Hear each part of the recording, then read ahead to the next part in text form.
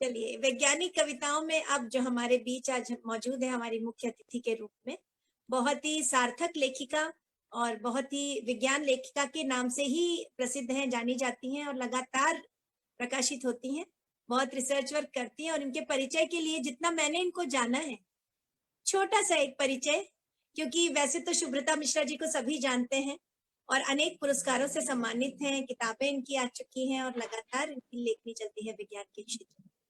तो छोटी सी 2 पंक्तियों के माध्यम से आपका स्वागत करती हूँ कि आपने समय निकाला और हमारे इस आयोजन में शिरकत की। स्टूडियस सी एक लड़की, स्टूडियस सी एक लड़की, पढ़ना लिखना काम है। स्टूडियस सी एक लड़की, पढ़ना लिखना काम है।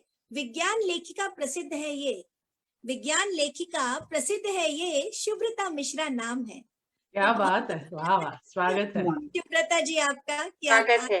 और अपने आज का जो ये सेशन हुआ है, समीक्षात्मक एक टिप्पणी भी हम आपसे चाहेंगे, क्योंकि आप विज्ञान के क्षेत्र से जुड़ी हैं और उसके साथ में आपकी कविता भी सुनना चाहेंगे। आपका स्वागत है।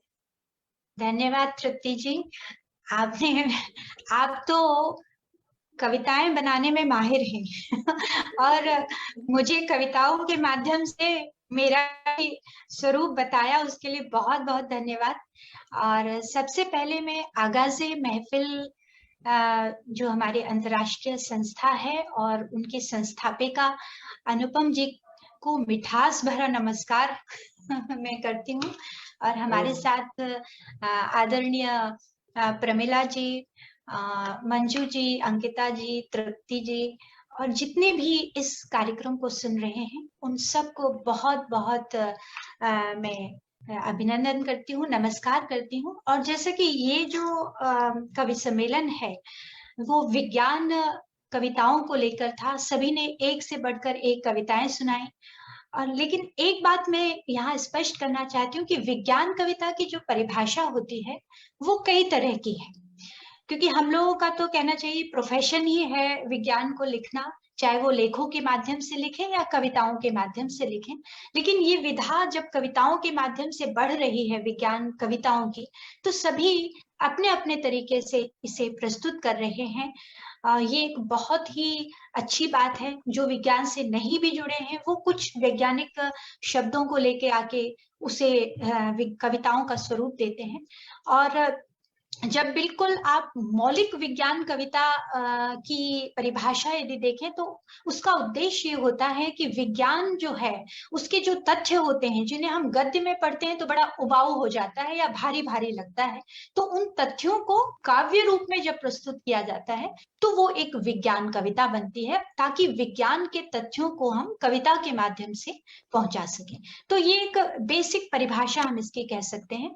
और सभी ने मेरे ख्याल से प्रकृति पर, और प्रमिला जी ने तो वसुंधरा को जो एक स्वरूप प्रदान किया उस वो तो कहना चाहिए कि अद्भुत था, अनंत था। मंजू जी ने भी मोबाइल का, और मैं थोड़ा सा गड़बड़ा रही हूँ कि किसने किस पर सुनाई थी। और मंजू जी ने मुकरियां जो सुनाई, आई थिंक विज्ञान में मुकरियां तो पहली बार मैंने भी सुनी और बहुत ही आनंद आया। और सूर्य पर जो अंकिता जी ने कविता सुनाई, तो सूर्य खुद भी अपने आप को गौरवान्वित महसूस कर रहा होगा कि अच्छा मेरे ऊपर भी कोई विज्ञान कविता लिख सकता है।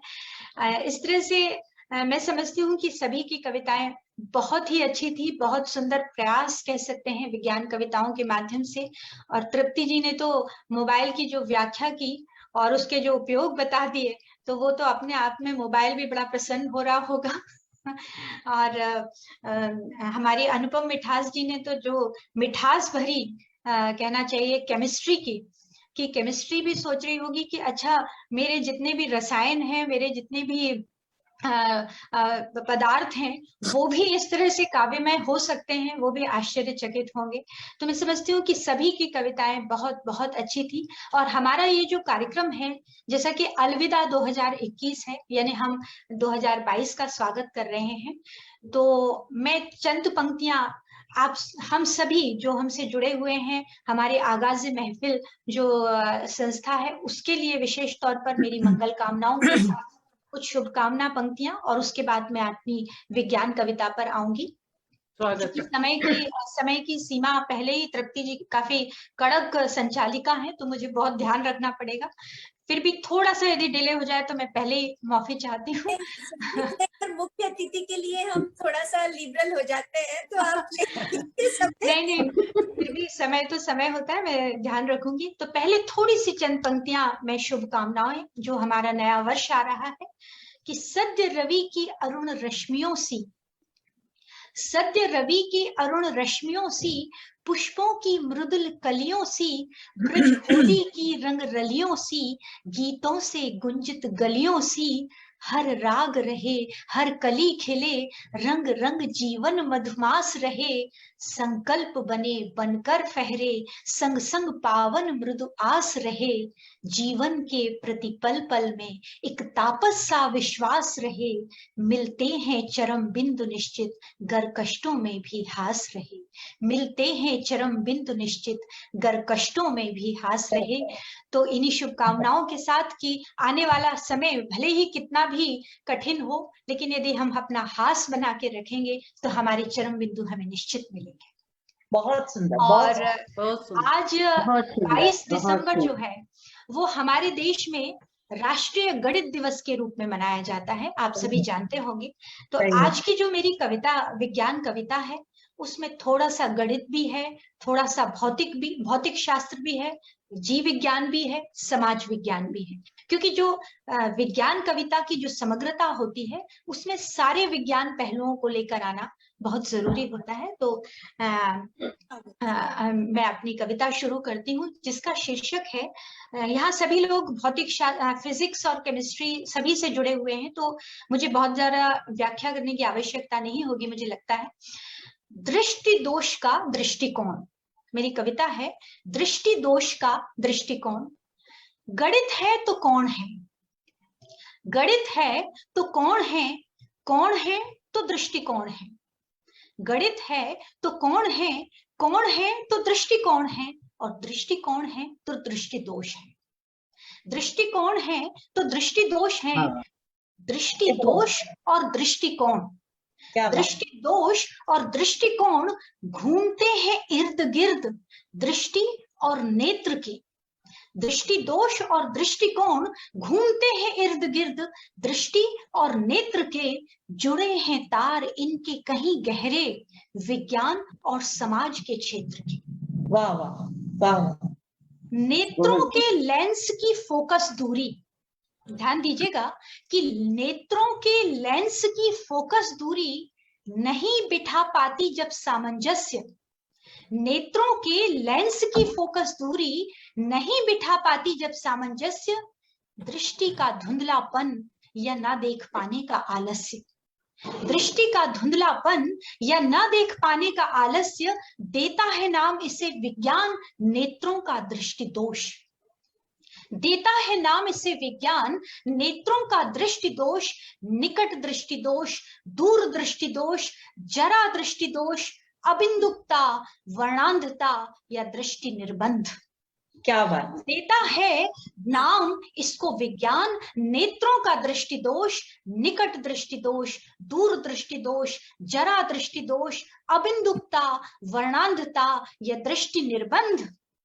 लेकिन बिठा देते हैं पुनः, ये सारे जितने भी दृष्टि दोष हैं उनको बिठा देते हैं पुनः उत्तल या अवतल लेंस, बिठा देते हैं पुनः उत्तल या अवतल लेंस, नया दृष्टि संबंध, और दूर हो जाते हैं ये सब सारे तरह के दृष्टि दोष, और दूर हो जाते हैं ये सारे तरह के दृष्टि दोष। लेकिन अब इन विशेष पंक्तियों पर ध्यान चाहूंगी कि लेकिन मानवीय दृष्टिकोणों से संबद्ध, लेकिन मानवीय दृष्टिकोणों से संबद्ध दृष्टि दोषों की फोकस दूरियां, मानवीय दृष्टिकोणों से संबद्ध दृष्टि दोषों की फोकस दूरियां बच्चों को समझने, स्त्रियों को देखने, बुजुर्गों को आदर देने, संपन्नता को पचा पाने, दरिद्रता को अनुभव कर पाने, प्रेम को